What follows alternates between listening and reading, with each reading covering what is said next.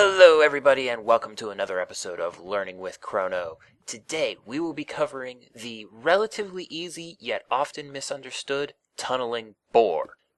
The tunneling bore is an item added by the Railcraft mod and is specifically designed to create a 3x3 tunnel inside of walls. It can be used for either strip mining or for creating tunnels from one place to another.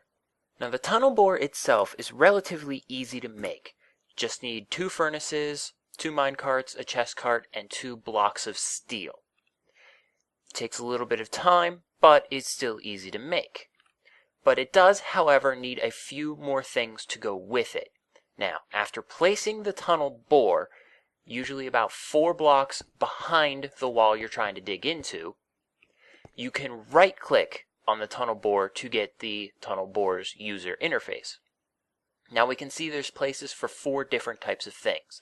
The head, which is the bore head. There are 3 different types of bore heads. The steel bore head, the iron bore head, and the diamond bore head. The diamond lasts the longest, steel second longest, and iron third longest. The fuel section is for any type of fuel that will run in a furnace. Coal, charcoal, coal coke, lava, wood, that kind of thing. Ballast is for gravel. Ballast is used to fill in small holes that you wouldn't be able to lay track on.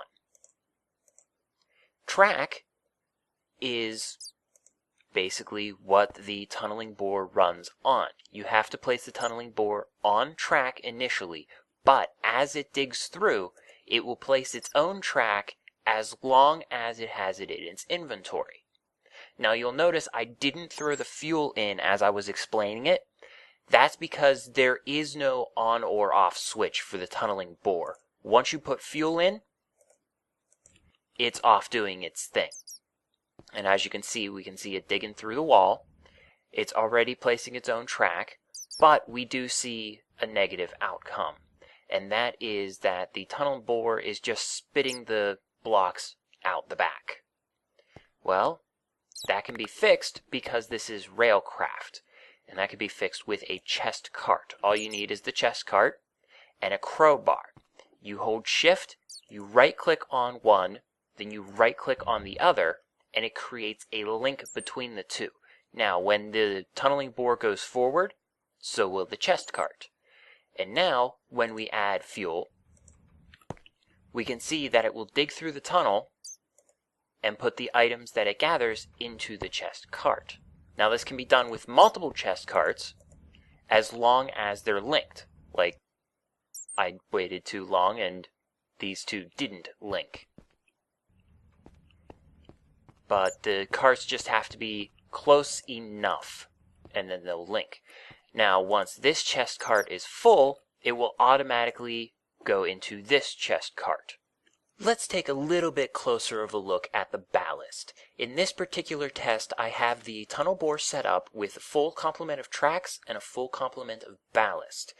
And its standard diamond head, even though that will not be used for this particular test.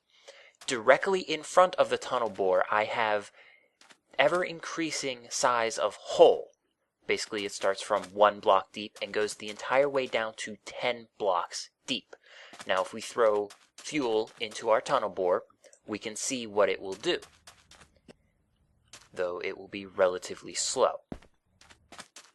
We can see that it's put gravel into the first one, it put gravel into the second one,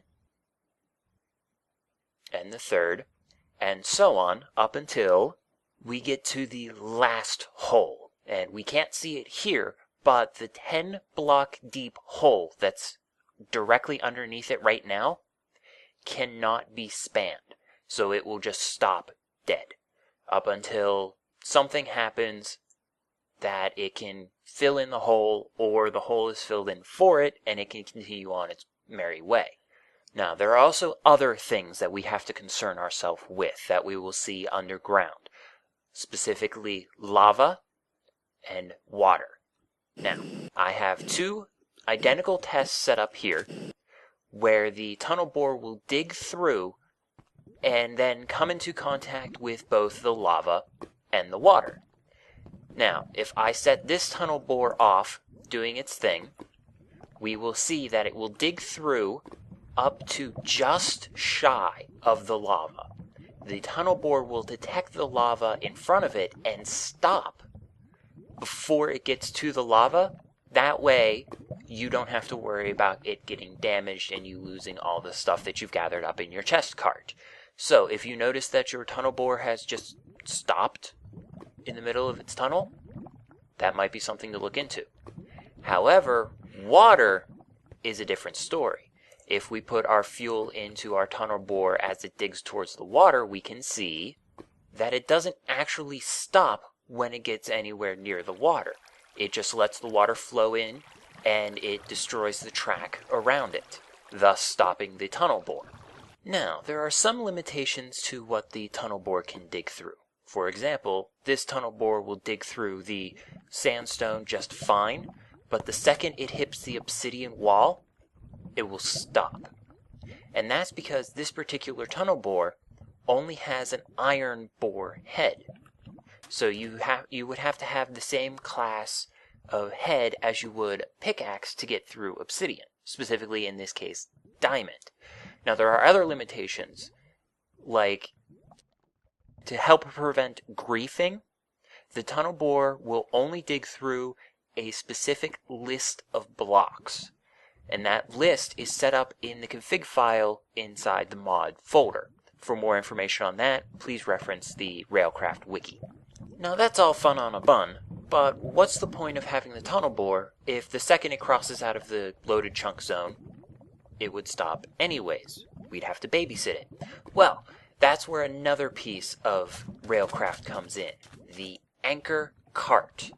And basically what it is once charged with its ender pearls, it will be a chunk loader that travels with the tunnel bore. That way you can just let it go off and do its thing for as long as you have fuel in the system. So right now, if I throw some fuel in there, basically it will go off and keep doing its thing, and I don't have to be here. And on servers, you don't even have to be logged in. Now, as an added bonus, you saw that this isn't full of tracks, it isn't full of ballast, and it isn't full of fuel. If we go into one of the chest carts, and we put, say, fuel in there, we can see it automatically taking the fuel. You can do the same with the ballast and the tracks. That way, as the tunnel bore goes off, it can refuel itself as needed. And it can grab extra gravel as needed, and it can grab tracks, assuming it comes across a mine shaft. So I hope this tutorial video was useful for you guys, and I will say to you as always, keep playing the game, and have fun. And until the next time, I'm gonna go for a ride.